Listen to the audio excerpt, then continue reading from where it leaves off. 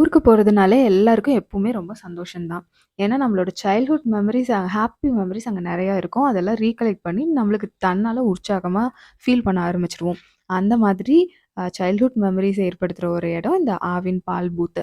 இங்க சின்ன வயசுல அடிக்கடி வந்து அப்பா கூட வந்து பால்கோவா வாங்கி சாப்பிடுற நினைவு நெறையா வரும். அ அப்போலாம் இங்க பால்கோவா மட்டும் தான் இருக்கும். இப்போ பார்த்தீங்கன்னா, எக்கச்சக்கமான ஐட்டம்ஸ் வந்துருச்சு. வாரம் வாரம் ஒரு புது ஐட்டம் இன்ட்ரோடியூஸ் பண்றாங்க. ஆனா, குல்ஃபி இங்க ரொம்பவே ஃபேமஸ். ஆவின் குல்ஃபினாலே இங்க தமிழ்நாட்ல ஆல்மோஸ்ட் ரொம்பவே ஃபேமஸ். நெறைய அவுட்லெட் இருக்கு. இது ஒரு மெயின் அவுட்லெட் இங்க. ஸோ இத கிராஸ் பண்ணி போம்போது மறக்காம குல்ஃபி வாங்கிட்டு போவோம். இங்க வந்துட்டு அம்மா வீட்ட விசிட் பண்ணிட்டு, அதுக்கப்புறம் நாங்க ஊருக்கு வந்து ரீச் ஆயிட்டோம். வந்து ரீச் ஆனதுமே அ கோவிலுக்கு ஒரு 30, 40 பேத்துக்கு புளியோகரை செய்யணும் அப்படின்னு ஒரு வேலை ஒண்ணு சொன்னாங்க. ஏன்னா, இங்க யூசுவலா கோயிலுக்கு செய்ற அந்த குக் வந்து அன்னைக்கு அவைலபிளா இல்ல.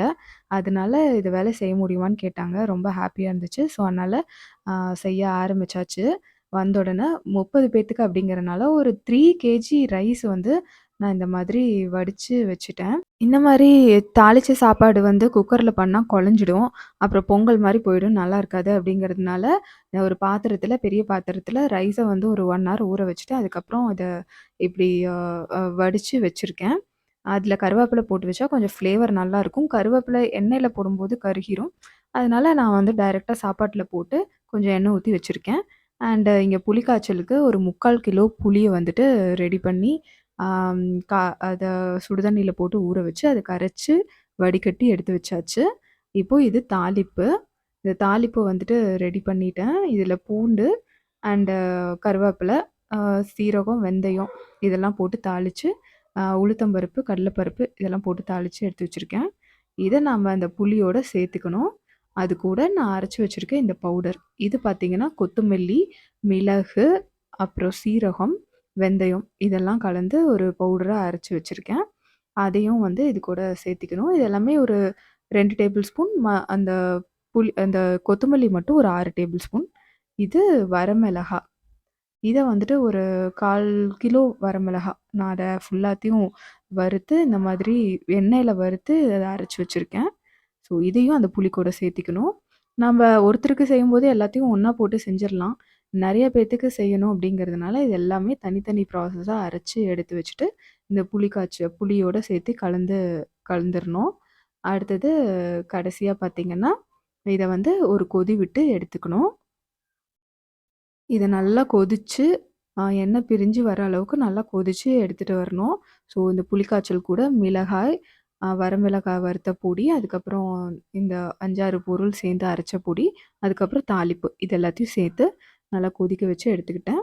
அந்த ஒரு நல்ல கலர் குடுக்கறதுக்காக கருவேப்பிலைய நான் கடைசியா ஆட் பண்ணியிருக்கேன். ஸோ தட் ஃப்ளேவரும் ரொம்பவே நல்லாயிருக்கும். இப்போ இது கூட நெடக்கடலையும் கலந்து நான் இத வச்சிட போறேன். இத கோயிலுக்கு கொண்டு போயிட்டு, அதுக்கப்புறம் அவங்க அத மிக்ஸ் பண்ணிப்பாங்க. இந்த சாப்பிடுற டைம்ல. ப்ளஸ் மிக்ஸ் பண்றதுக்கு பார்த்தீங்கன்னா, பெரிய பாத்திரம்லாம் வேணும். அதெல்லாம் வந்து அங்க கோயில்ல இருக்கும். ஸோ, அந்த டைம்ல கரெக்ட்டா மிக்ஸ் பண்ணிப்பாங்க.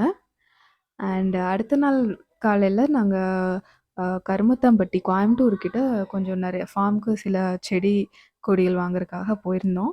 அங்க போயிட்டு வர வழில பார்த்தீங்கன்னா, இந்த ஒட்டக பால் அப்படின்னு சொல்லிட்டு அங்க நல்லா கூட்டமா இருந்தது. வீக்கெண்டுங்கிறதுனால. இது கழுத சாணியெல்லாம் வந்து கட்டி வித்துட்டுருந்தாங்க. ஸோ, சரி என்னதான் இருக்கு அப்படின்னு பார்க்கலான்னு சொல்லிட்டு உள்ள போனோம். ₹10 என்ட்ரி டிக்கெட்டுன்னாங்க. சரி ஓகே ₹10க்கு என்ன இதா இதா இருக்கு அப்படின்னு பார்க்கலான்ட்டு உள்ள போனோம். பார்த்தீங்கன்னா, இந்த நெறையா பெட் அனிமல்ஸ் எல்லாம் வச்சிருந்தாங்க. இந்த வாத்து, கோழி இதெல்லாம் பவுல்ட்ரி தான். மீட்டுக்காக வளர்க்குறது தான். அத வந்து ஒரு அ ஒரு எக்ஸிபிஷன் மாரி இது பண்ணி வச்சிருந்தாங்க. முக்கியமா இந்த ஒட்டகம். அங்க வந்து இந்த ஒட்டகத்த வச்சு தான் வந்து எல்லாரும் வர்றதே. ஒட்டகப்பால் குடிச்சா தைராய்டு சரியாகும் அப்படின்னு சொல்லிட்டு நெறைய ஆட் போட்டு ஆ ஆடு ஓடிட்டு இருந்தது வெளியில. அண்ட் இங்கெல்லாம் பாருங்க வாத்துங்கலாம் நெறைய இருக்கு. அண்ட் ஒரு வாத்த வந்து ஒரு பன்னிக்குட்டி கவ்விட்டு ஓடிருச்சு. அத எப்படியோ தொரத்தி ஆ புடிச்சுட்டாங்க ஃபைனலி. அந்த பன்னிக்குட்டி அந்த வாத்த வந்து அங்கேயே போட்டுட்டு ஓடி வந்துருச்சு. அத பார்த்தா கொஞ்சம் டெரரா தான் இருந்தது. "பன்னிக்குட்டி வாத்தெல்லாம் சாப்பிடுமா?" அப்படின்ட்டு எங்களுக்கு அன்னைக்கு தான் தோணுச்சு. எப்படியோ அந்த வாத்த காப்பாத்தி கொண்டு வந்து இந்த குட்டைக்குள்ளேயே விட்டுட்டாங்க. ஸோ ஒட்டக பால் வந்து நம்ப கறந்து கறந்து எல்லாம் குடுக்கறதுனா கூட குடுப்பாங்க. ஒரு லிட்டர் வந்து 600 700 சொன்னாங்க. அண்ட் ஹார்ஸ் ரைடிங் கூட இருக்கு. ஹார்ஸ் ரைடிங் இல்லங்க, போனி ரைடிங். அந்த குட்டி ஹார்ஸ் இருக்கு இல்லையா? அத வச்சு தான் ரைட் பண்ணுவாங்க. எப்படியோ அந்த ஒட்டகத்த லைட்டா தொட்டு பார்க்கலாம் அப்படின்னு சொல்லிட்டு பக்கத்துல போயிட்டு தான் அது ஒரு மாரி ரியாக்ஷன் குடுத்துட்டு இருக்குது. கடிக்க வர மாரியே இருந்தது. ஃபைனலி எப்படியோ தொட்டு ஒரு தம்ப்நெயிலுக்கு ஒரு இமேஜ் கிரியேட் பண்ணியாச்சு. ஃப்ரெண்ட்ஸ் ஆயாச்சு. பாருங்க same smile matching smile. And குதிரைங்க நெறையா இருந்தது. இதெல்லாம் ஜஸ்ட்டு கிட்ஸ் எல்லாம் நெறைய பேர் வந்துட்டு போனாங்க. ₹10க்கு ஒண்ணும் பெருசா மோசம் இல்லங்க. சரி ஒட்டக பால குடிச்சு பார்த்துட்டு கிளம்பிடலாம் அப்படின்னு சொல்லிட்டு குடிச்சோம். அண்ட் இது உப்பு கரிச்ச மாரி இருந்தது.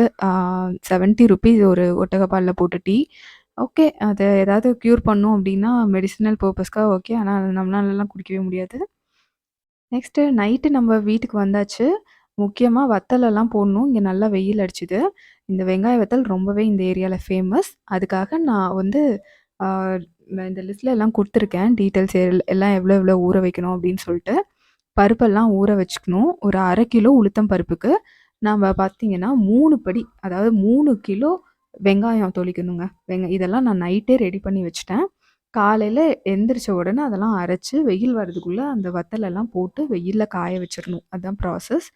ஸோ ஃபர்ஸ்ட்டு வந்து ஊற வச்ச 2 டேபிள் ஸ்பூன் வெந்தயம்.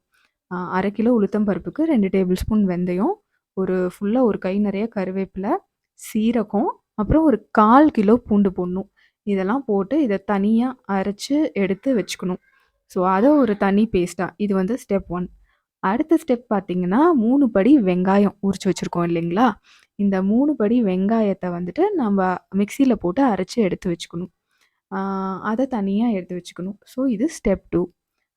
ஸ்டெப் 3 பார்த்தீங்கன்னா, இந்த உளுத்தம் பருப்பு, அப்புறம் கடலைப்பருப்பு, துவரம் பருப்பு, இந்த 3 பருப்பையும் ஊற வச்சிருக்கோம். அதையும் ஆட் பண்ணணும். நான் கொஞ்சம் தட்டப்பயிரையும் சேர்த்து ஆட் பண்ணோம். தட்டப்பயிறு இருந்தனால ஆட் பண்ணோம்.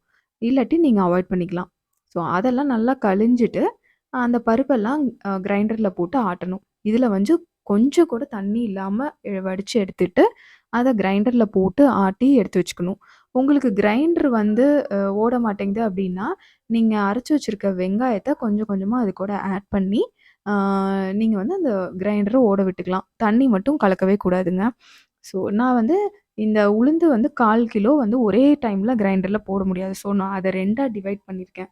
ஊற வச்ச பருப்புங்கள எல்லாம் 2ஆ டிவைட் பண்ணி வச்சிருக்கேன். அதே மாதிரி அரைச்ச வெங்காயம், அரைச்ச அந்த வெந்தயம் இது எல்லாத்தையும் 2ஆ டிவைட் பண்ணி வச்சுக்கணும்.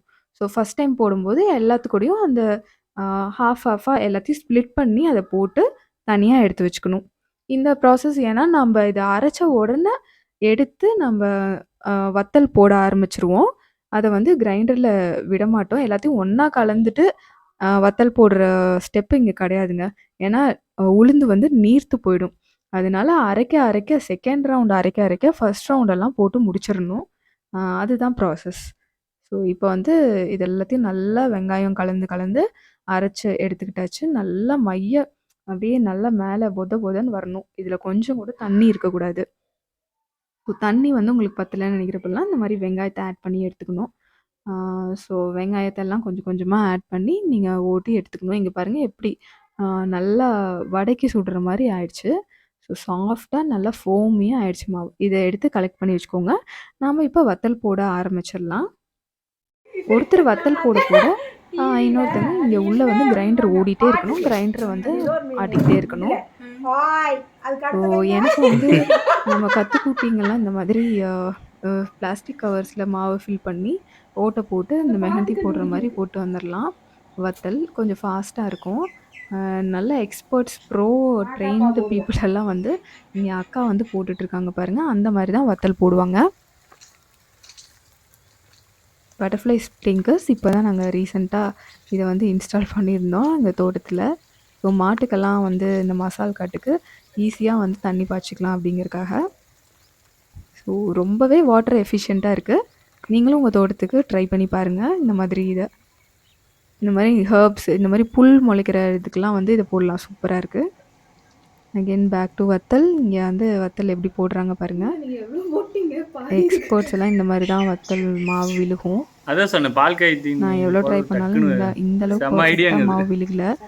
ஸோ நமக்கு வந்துட்டு இதான் கரெக்ட்டா இருந்தது.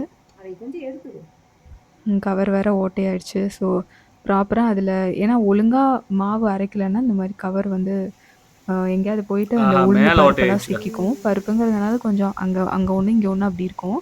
அத எடுத்து விட்டு போட்டோம்னா, நம்மளுக்கு ப்ராப்பரா வந்துரும் வத்தல். ஸோ முன்னாடியெல்லாம் ஊர்ல பார்த்தீங்கன்னா, ஒரு பெரிய குரூப்பே எல்லாரும் வத்தல் போட வந்துருவாங்க. நான் வந்து 1/2 கேஜி போட்டிருக்கேன்.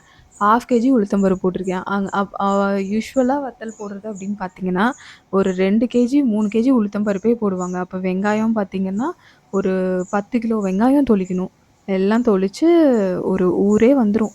சுத்தி இருக்க அத்தன பேத்தையும் கூப்ட்டு வந்து, அ எல்லாரும் சேர்ந்து வத்தல் போடுவாங்க. ஒரு 5, 6 கட்டில் ஃபுல்லா வத்தல் போடுவோம். வத்தல் போடுறதுனே ஒரு பெரிய திருவிழாவா இருக்கும். அ எல்லா வீடும் சேர்ந்து உட்காந்து போட்டுப்பாங்க. யார் வீட்டு வாசல் ரொம்ப பெருசா இருக்கோ, அந்த வீட்ல போய் உட்காந்து போட்டு எல்லாம் ஷேர் பண்ணி எடுத்துக்குவாங்க. அப்போலாம் வந்து இந்த மாரி ப்ராசஸ் இருந்தது. இப்போலாம் எல்லாம் அவங்கவங்க வில்லேஜ்ல கூட அப்படி ஆயிடுச்சு. எல்லாரும் அவங்கவங்க வேலையில பிஸி ஆயிடுறாங்க. அவங்கவங்களுக்கு தேவையா இந்த மாரி ஒரு 1/2 கேஜி மட்டும் போட்டு எடுத்துக்கிறாங்க.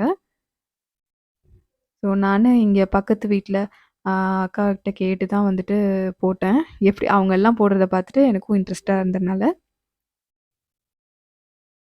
இந்த மாரி ஊஞ்சல் ஆடுறது கூட நம்ம சின்ன வயசு மெமரீஸ் தான் இல்லைங்களா? அண்ட் இந்த வத்தல் 2 நாள் நல்லா காஞ்சிருச்சு. யூசுவலா கரெக்ட்டான பொத பொதன்னு இருந்ததுன்னா, ப்ராப்பரா ஒரே நாள்ல நல்லா வெயில் அடிச்சுதுன்னா காஞ்சிரும். இத பாப் பண்ணும்போது ஒரு செம்ம சாட்டிஸ்ஃபைடா இருக்கும். இது பாப் ஆயி வெளில வரப்ப. நம்ம யூசுவலா இந்த மொட்லி பேப்பர்ஸ்ன்னு சொல்லுவோம் இல்லைங்களா? இந்த பலூன் பபிள் ராப்பர் அத குத்தி குத்தி பார்த்து விளையாடுவோம். அந்த மாதிரி ஒரு ஃபீல் இதுல. இது எனக்கு இதுல ரொம்ப புடிச்ச ப்ராசஸ். அமைதியா உட்காந்துட்டு அப்படியே நல்லா காத்தடிச்சுட்டு இருக்கோம். இங்க உட்காந்து அப்படியே வத்தல வந்து பாப் பண்ணி எடுக்கிறது அவ்வளோ ஒரு இன்ட்ரெஸ்டிங்கா இருக்கும். 1/2 கேஜி உளுந்துக்கு பார்த்தீங்கன்னா, ஒரு 2, 3 கேஜி 2, 3 படி வத்தல் வந்திருக்கு. இத வந்து எல்லா டிஷ்லயும் நாங்க வந்து என்னோட அடுத்த வீடியோல நான் இத எப்படி யூஸ் பண்றேன் அப்படிங்கிறத காட்டுறேன். வெங்காயம் தாளிக்கும்போது நம்ம எல்லா சாம்பார்லயும் இந்த மாரி ஆட் பண்ணுவோம் நாங்க. ஆ அவ்வளோதாங்க இந்த வீடியோ. இது உங்களுக்கு பிடிச்சிருக்கும்னு நெனைக்கிறேன். ஸோ நாங்களும் எங்களோட ஃபார்ம் விசிட் முடிஞ்சிருச்சு. மறுபடியும் அடுத்த வீடியோல பெங்களூர்ல மீட் பண்ணலாம். Bye friends.